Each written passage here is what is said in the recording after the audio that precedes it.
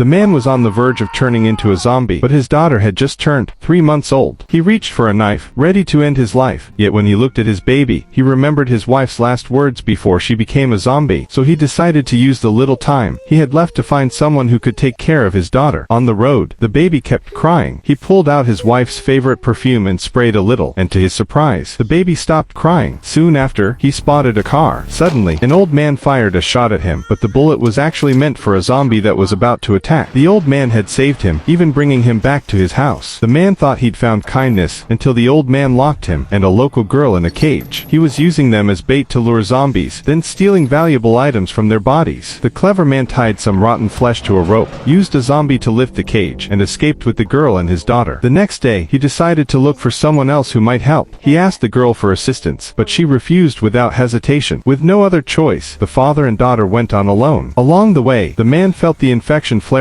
up again. Afraid of hurting his daughter, he dug a hole, stuck his head in, and tried to suffocate himself, but he passed out instead. When he woke up, his daughter was gone. He panicked and searched everywhere, only to find the local girl had come back to save them. She couldn't leave them behind, so she decided to help find a family to adopt the baby. Later, they found a motor home stocked with food. The man was overjoyed when he met the family who owned it. Though the father was busy digging a hole, he asked if the man could take care of his baby, but the answer was no. The man had also been bitten and planned to die with his wife and children. The man had no choice but to leave. Soon after, gunshots rang out. The family was gone forever. The man picked up the gun, ready to end his own life and spare his daughter from further suffering. But just then, his daughter spoke her first words. He couldn't bring himself to do it. He made up his mind to keep looking for a family for her, even as the infection spread through his body, leaving him unable to walk properly. He handed his daughter to the local girl, begging her to take care of the baby. He kissed his daughter one last time, then lay down nearby. Glancing at a stick in the girl's hand